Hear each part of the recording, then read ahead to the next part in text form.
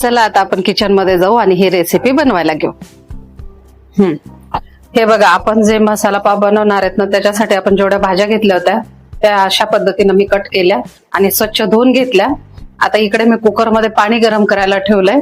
त्यामध्ये मी 1 तांब्या पाणी टाकलंय. ते पाणी उकळलं की ह्या भाज्या आपण त्यामध्ये शिजून घेऊ. भाज्यांमध्ये काहीच टाकायचं नाही, फक्त ह्याच भाज्या शिजून घ्यायच्या आहेत.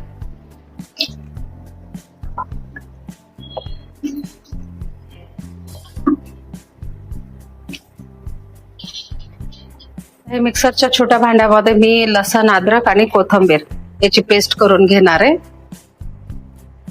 नॉर्मल थोडं पाणी टाकून, तोपर्यंत बाकीच्या भाज्या आपल्या बॉईल होत आहे.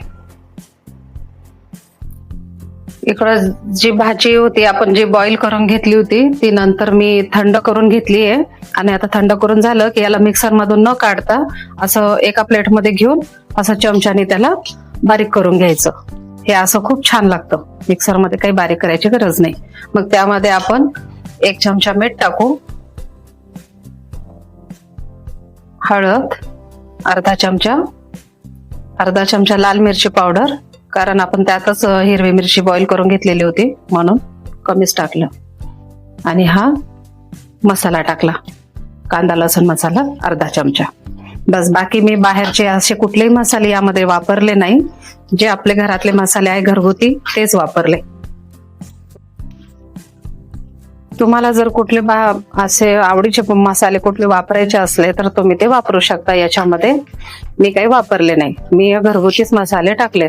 आता मी इकडे गॅस चालू केलाय, तवा ठेवलाय. याच्यामध्ये मी आता तेल टाकते.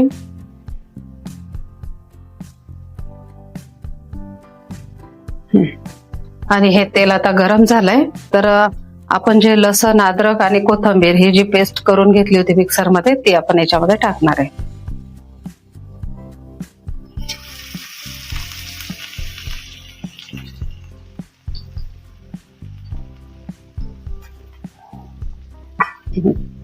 आता हे सगळं काही आपण छानपैकी असं बारीक करून घेऊ.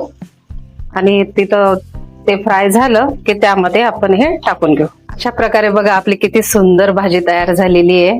बघू शकता तुम्ही, याच्यामध्ये मी कुठलाही फूड कलर वापरलेला नाहीये. ज्या भाज्या आपण बॉईल करून घेतलेल्या आहेत त्याच भाज्या मी यामध्ये वापरल्यात.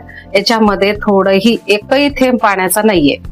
ज्या भाज्या बॉईल करून घेतल्या होत्या त्याच बारीक केल्या, आपण स्मॅश करून घेतल्या आणि त्याच आपण फोडणी दिली. जी लसण अद्रकची पेस्ट आपण बारीक केली होती त्यामध्येच ही जी फोडणी दिली आपण. त्यात बाकी मसाले वगैरे सगळे वापरलेत मी. बाहेरचे मसाले कुठलेही टाकले नाही, घरगुती मसालेच वापरले. कुठला फूड कलरही वापरला नाही, काहीच नाही. आणि पाणी सुद्धा वापरलं नाही. आता हे आपण पाव कट करून घेऊ आणि पाव मध्ये ही भाजी आपण भरू मस्तपैकी.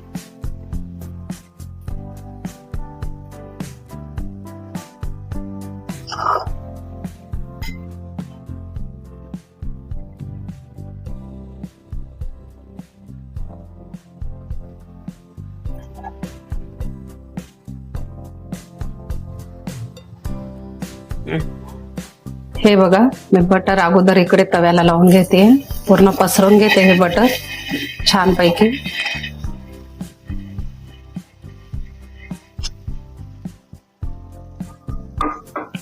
त्यामध्ये चीज पण टाकू, ते सुद्धा छान असं पसरवून घेऊ आपण.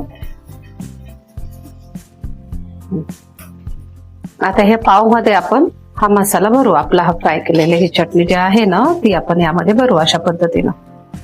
बघू शकता तुम्ही.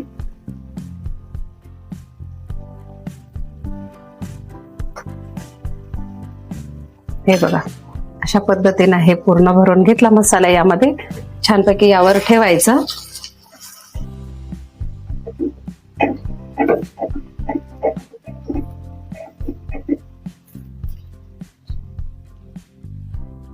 अशा पद्धतीनं छान असे रेडी करून ठेवले. बघू शकता तुम्ही किती सुंदर दिसताय. त्याला छान असं मी बटर वगैरे लावलंय.